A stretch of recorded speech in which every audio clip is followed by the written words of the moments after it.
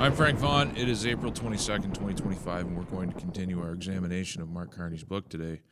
First, I just want to highlight, however, that all is not what it seems in provincial politics either.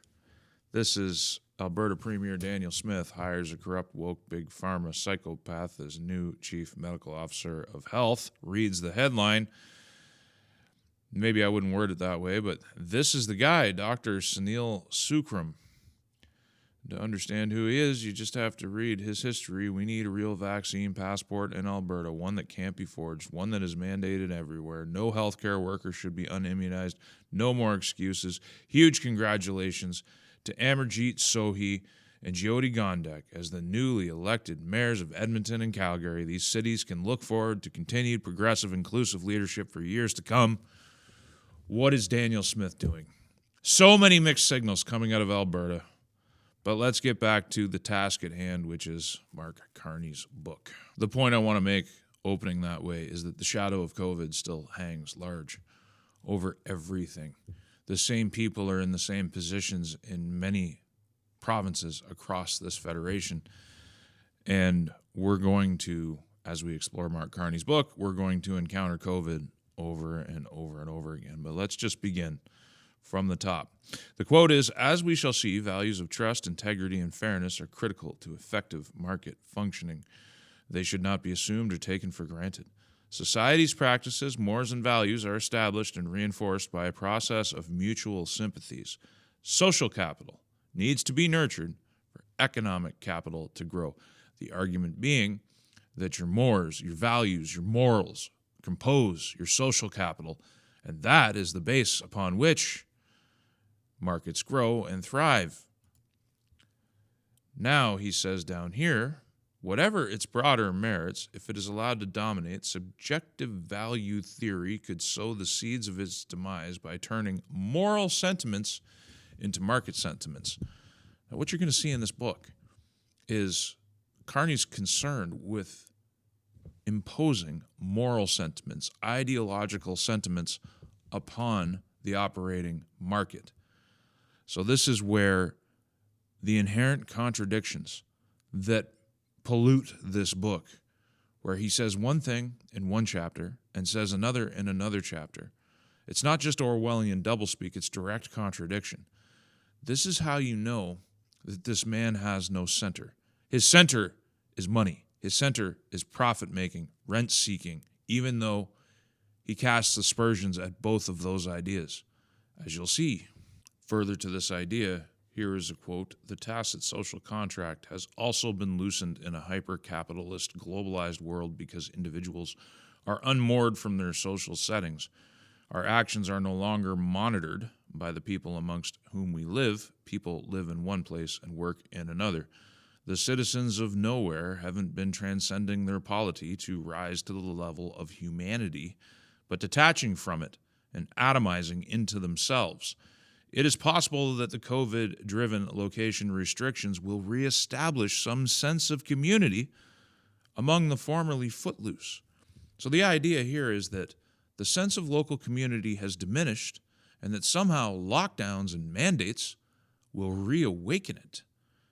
People were locked in their houses. They were forbidden from seeing their neighbors. They were arrested for having social gatherings. Their elderly family members were left alone to die in old age homes. It broke local community. It broke family. It divided the unvaccinated from the vaccinated. It divided the paranoid from the reasonable. It divided those who could see from those who couldn't see and empowered those who couldn't see. And in his bizarre twist, he thinks that actually equates to community building. But a further quote, just a little ways down, is tech companies repeat the mantra of paying all the taxes that are due while inventing sham companies to abrogate their fiscal responsibilities in the countries where they are most active and make their greatest profits. He writes criticisms of capitalism, of big business, avoiding taxation. What does he think Brookfield does? They do this exact thing. Again, highlighting what I introduced yesterday, which is Marx seems to be engaging in a form of self-hatred. He's railing against his own fundamental nature. He is philosophizing about restoration of humanity and morals and ethics to capital markets, while at the same time justifying central banks' ultimate power, at the same time as engaging in the very activities which he claims to be against. Another section from page 122. Yet when the means, money, become the ends, society suffers. Marx saw greed as a stage of social development. In other words, it was neither intrinsic nor natural. Money is an accelerant giving greed an abstract hedonism because the pursuit of its accumulation possesses all pleasures in potentiality. Quoting Marx, greed itself is reinforced by the commodification of life as there is more and more that money can buy. Not only is this a hypocritical criticism of the pursuit of money, which is all Brookfield does, central banking, banking and finance, which he doesn't talk about tradespeople in this book. He doesn't talk about construction workers in this book. He talks about public officials, finance, banking, big money. That's how he thinks in terms of what moves the real world. And in a sense, he's right, because they control the game. They control the issuance of currency. They control who has and who has not. But what kind of a character, what kind of a psychology lies behind an individual who spent his entire life in the pursuit and dedication to and of money, and he sits here quoting Marx, condemning money itself, the pursuit of money. And it doesn't seem to be just limited to money. It's the very act of pricing things. He's criticizing the very capitalism that has enabled him to do all the things that he's done with his life. Again, a form of self-hatred.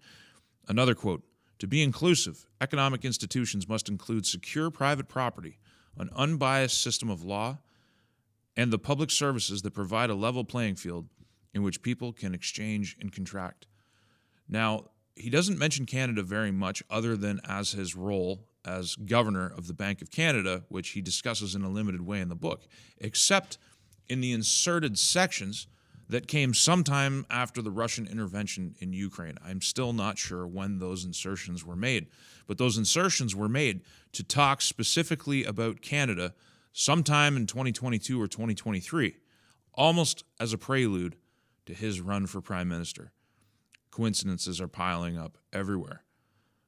But this quote is an artifact because you don't have secure private property here in Canada. As we've highlighted in other videos, there are no private property rights recognized in the Constitution or the Charter, and they were deliberately left out by Trudeau at the request of the NDP back in the early 1980s when this was all designed. He talks about an unbiased system of law. How can you have an unbiased system of law that empowers central banking to just issue currency whenever they need and hand it directly to banks who have rendered themselves insolvent? We'll come back to that. We're going to circle around to that a bunch of times as we pursue exploration of this book. But the rules of the game are deliberately rigged towards the World Economic Forum, towards these supranational organizations and the global banking and finance system. So you don't have an unbiased system of law when absolute power rests in the hands of individuals who aren't even elected. And he mentions the public services providing a level playing field. The public services are an extension of that unfair law. So all three factors that he says you need to have inclusive economic institutions are absent. But he is not talking about their absence. He's talking about their presence. Another section that indicates his love of banking. In fractional reserve banking, banks take deposits but keep only a fraction of their assets in gold, cash, and liquid securities, with the balance used to fund loans and investments. This improves the efficiency of the financial system in that a well-run bank can extend credit to businesses and households on a scale that can be multiples of its loss-absorbing capital. If concerns about a bank's solvency emerge, however, depositors can withdraw more funds than the bank actually has, not least because its loans cannot be immediately called in. They aren't liquid. Repeated crystallizations of this vulnerability over the centuries would eventually prompt the creation of both institutions of public oversight of private money, like banking supervision, and public safety nets, like depositor insurance, and the central bank's core role as lenders of last resort. The subtitle is Public Institution and Values Ultimately Underwrite Money. Over the centuries, central banks have developed this critical role as lenders of last resort to backstop solvent banks against such liquidity crisis. So the bank doesn't keep on hand enough cash to satisfy the withdrawals of the depositors. If too many people come in and try and get their money, it will crash the bank. In Carney's mind, that bank is still solvent. In Carney's mind, fractional reserve lending is a godsend. And the central banks have to be there to print money out of thin air to provide liquidity. Liquidity is cash to satisfy depositors withdrawing money if they run the bank. However, when the central bank prints that money, the money the depositors are trying to get out becomes worth less. It has less value. It can buy less things because the money supply is being inflated. This is all business as usual to Carney. There's nothing wrong with this. But at the same time, he attacks capitalism, he attacks money, and he attacks the very pricing of things while quoting Marx. Do you understand what this man represents? In answer, it's not just that he's a not-so-closeted Marxist. It's that he engages in the very behaviors he condemns, which means he has no center. It explains why he talks about morality and humanity and ethics in terms like a fish describing being a primate. They're foreign concepts because he has no center. Another quote, the social contract comprising relative equality of outcomes, absolute equality of opportunity, and intergenerational equity seeks to maximize social well-being. These are not the statements of an economist. These are the statements of a Marxist. Another quote, in moving from a market economy to a market society, are we consuming the social capital necessary to create economic and human capital? I am constantly reminded of Lenin. So maybe Marxism isn't the right reference. Maybe Leninism is, even though he doesn't quote Lenin, he quotes Marx. The entire time I was reading this book, and I read it intensively, I didn't just read it, I studied it, I was reminded of reading Lenin 20, 30 years ago when I did a deep dive on Lenin.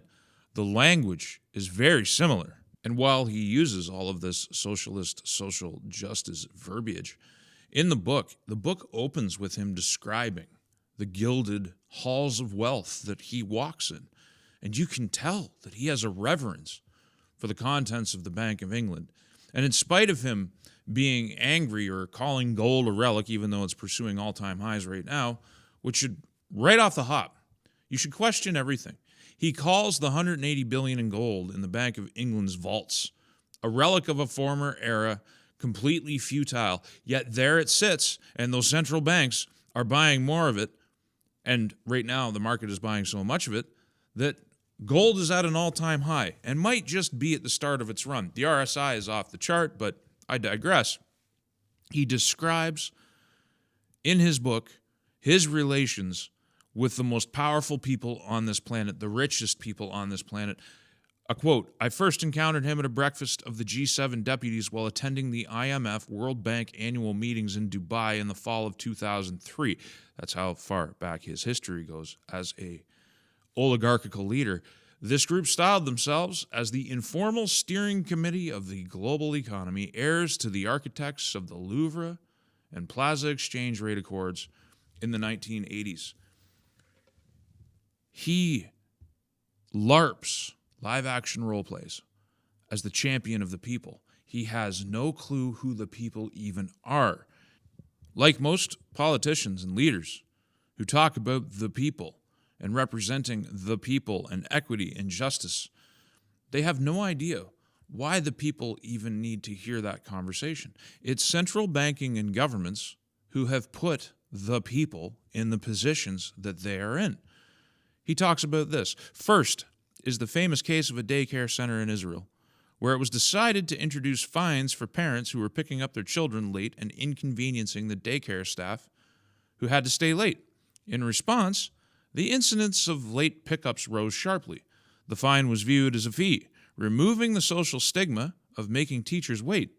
Instead, parents were covering the cost and optimized their time accordingly.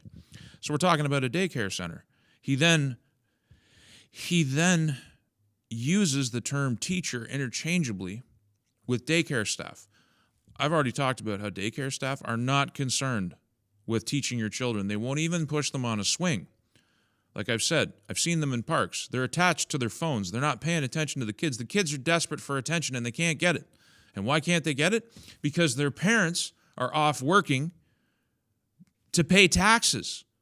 So they work their lives away, trading away the most precious commodity they will ever possess, which is the childhood that they're missing with their kids, the presence of their own children, the most wonderful love you will ever experience as a good soul on this planet.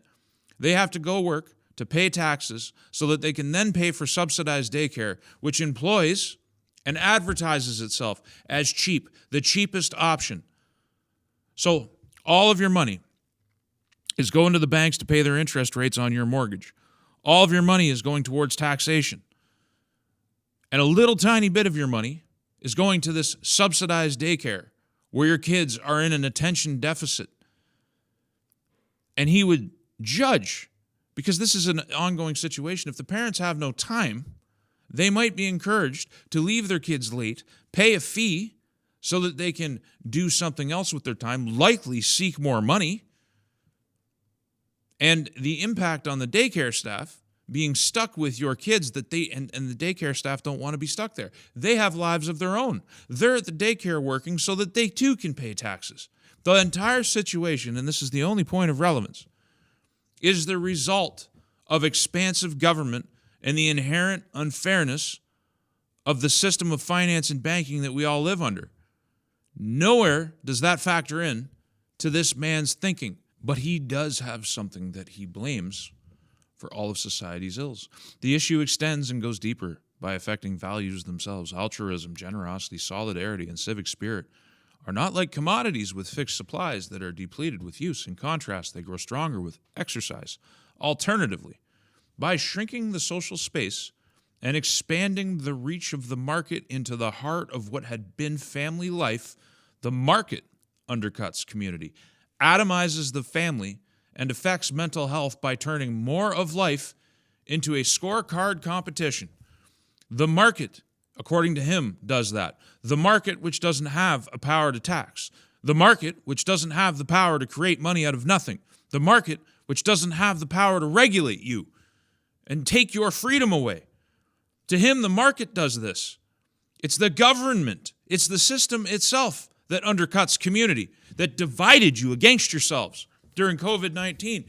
It's the government that has cut the family apart and created a tax burden so high and created inflation that is so endemic that you have to go work and be a tax slave and give your kids away to someone else to raise.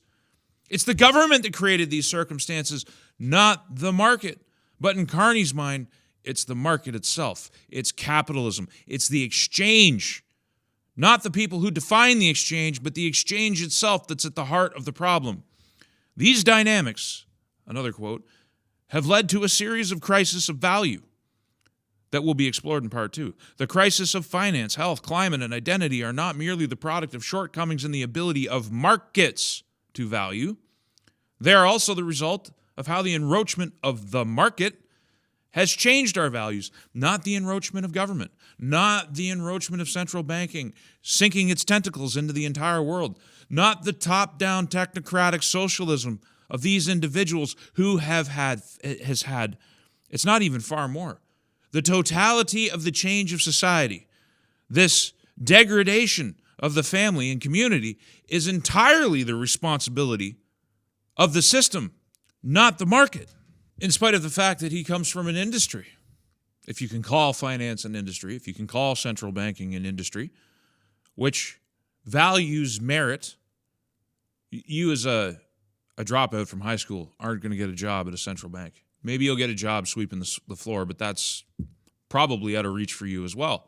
You require a very expensive education to even be considered a bank employee. Richard Layard bemoans the increasing prevalence of the testing of children and the ranking of education and health professionals. These are approaches that make success personal and individualistic rather than the result of improving the happiness and welfare of others. Evidence suggests that it breeds stress and dissatisfaction even among the winners. So testing an individual merit equaling reward is a net negative in Mark Carney's mind. It should be about the all and not the individual. Equality of access, equality of outcome, and not individual merit. However, at the same time as he pens this criticism, this is a man that talks about tracking every individual's carbon budget. And we'll see that as we delve deeper into this book, that he is obsessed with rating people, rating companies, rating governments, penalizing them based on those ratings. He's all about meritocracy when it comes to his ideology. But here, he defames and casts aspersions on meritocracy itself. This is a theme that you should be seeing developing over and over again. He has no actual principled center. He talks about principles, he talks about morals and ethics, but he himself doesn't actually have an anchor in any of those things. He's talking about foreign concepts, and it comes through loud and clear in this book. Another section from the book: if markets move sharply away from a range that seems appropriate, the policymakers must humbly admit that there must be something they are missing that causes the market in its infinite wisdom to behave the way it does. But as Tommaso observed, when we grant an entity infinite wisdom, we enter the realm of faith. Faith can guide life, but blind policy. This exchange took place during a time when the mindsets of public policymakers had fully absorbed pro-market radicalism in academia, in the discourse of political leaders, and in patterns of social life where industry and private finance were held up as masters of the universe. Again, an interesting thing. His idea is that central banking and banking are independent, though loosely accountable to government. He claims they're accountable to government. They're not. Independence implies that they are not accountable. Has any central banker gone to jail? Do they do anything but the bidding of politicians and private finance? He holds them up. He holds central banking up as the ultimate bedrock of moral action in the markets. He has no words of criticism other than saying very mildly that they have made mistakes, but he doesn't detail those mistakes. He doesn't talk about, or doesn't spend very much time anyway, talking about crashes, booms, and busts, and the things that the central banks got wrong. They're always innocent victims of the market. The market, capitalism itself, is the enemy in Mark Carney's mind. He says that faith can guide life, but blind policy. But he has nothing but faith in central banking. He criticizes the market. He criticizes money. He criticizes capital. But this is a man whose entire career has been dedicated to wielding the power of those things, and as a regulator, bending those regulations to the advantage and to the betterment of private finance's bottom line. He calls illiquid banks solvent. He justifies $15 trillion in taxpayer-backed bailouts handed to his buddies in finance. And at the same time, he can write all of these things. It's not so much the policies and the ideas that he's espousing. It's the fact that he can suck and blow at the same time. Have you ever tried to breathe in and breathe out at the exact same time? Use one lung to inhale and one lung to exhale? You're going to fail, and it's going to lead to failure. But purely financial remuneration ignores the non-pecuniary value of employment, such as satisfaction from helping a client or colleague succeed. This reductionist view of the human condition is a poor foundation for ethical financial institutions needed to support long-term prosperity. The global financial crisis was as much a crisis of culture as of capital.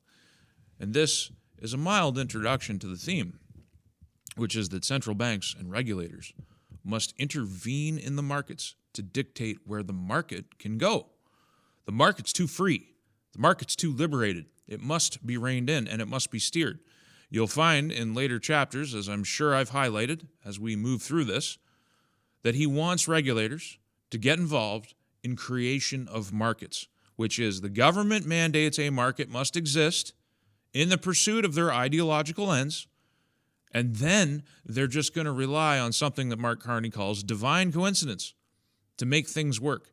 He recognizes that public money is limited, that governments alone can't get the job done, so that private money, private capital, must be harnessed to advance the ideological agenda. And you do that by forcing that advancement from the institutions, from on high, from the institutions that he has placed his faith in. The very same faith that he says blinds policy is the same faith that he wants to use to craft policy. A quote from the book, "Conversely, the spread of the market undermines community, which is one of the most important determinants of happiness. When we outsource civic virtues to paid third-party providers, we narrow the scope of society and encourage people to withdraw from it. The market undermines community. The free exchange between one party and another. One of my greatest experiences in life that taught me so much, far more than any school could ever teach me, was running a stall at a farmer's market.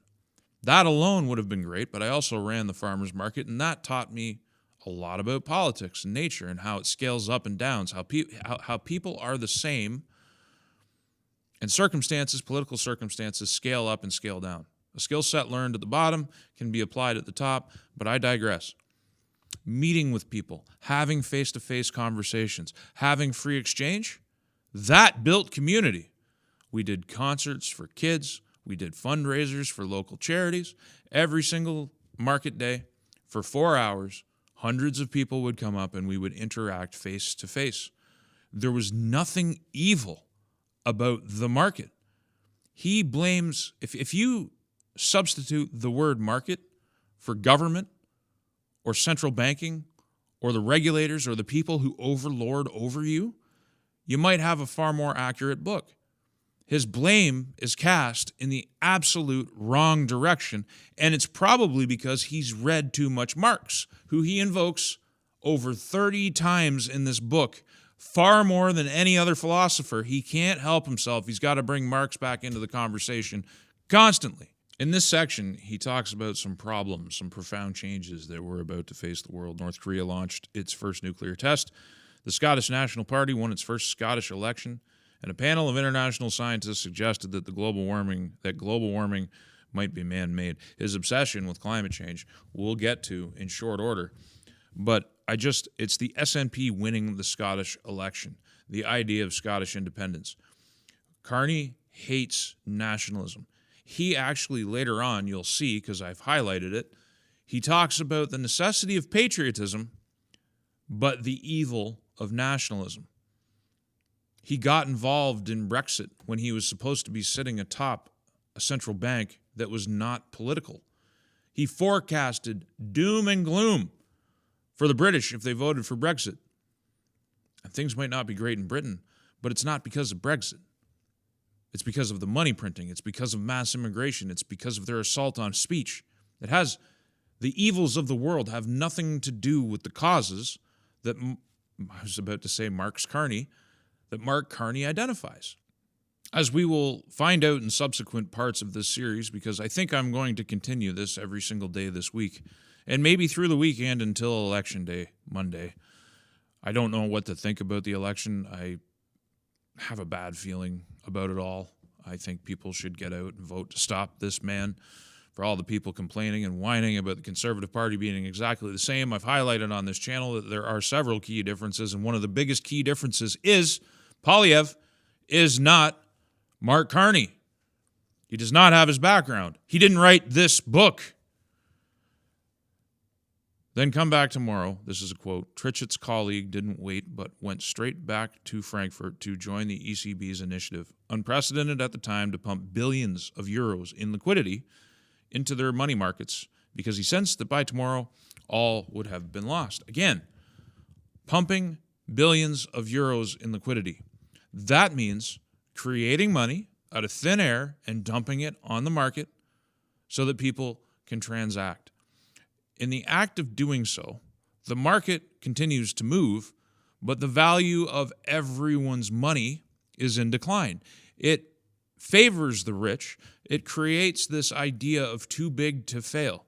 It's so interesting to me that Carney can defame capitalism, defame markets, but at the same time defend the preservation and the work that's done on behalf of the biggest players and the richest people, the oligarchs.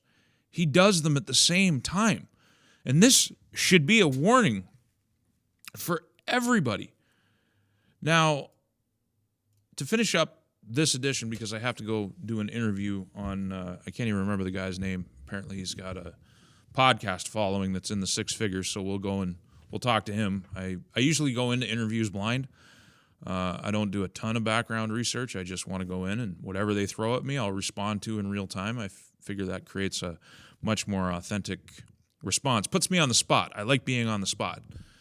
So I have to go and do that, and I want to get this uploaded and have the ability to put it out. But Carney also views, and we will find out this week, that populism is the great enemy of society. It shouldn't be surprising after all the things that we've heard. Now, populism, at its base, is people-centric politics. It's what people want. And the idea that Mark Carney espouses is that the people don't know what's good for them, so the technocrats have to do it for them. They have to rule over the people because the people are too stupid and profane to actually properly represent themselves. This is the man we are on the cusp of handing the nation over to. This is a man whose entire career has been about breaking people down, picking up distressed assets, and generating profit for the wealthiest people in society. He is not a populist champion. He can't be, because he hates populism. He is not a man of the people. He's an out-of-touch economist, a globalist, an oligarchical collectivist who views his role as ruling over you. And he dares call that role humble. He dares to say that he engages humility. There's no humility in this book.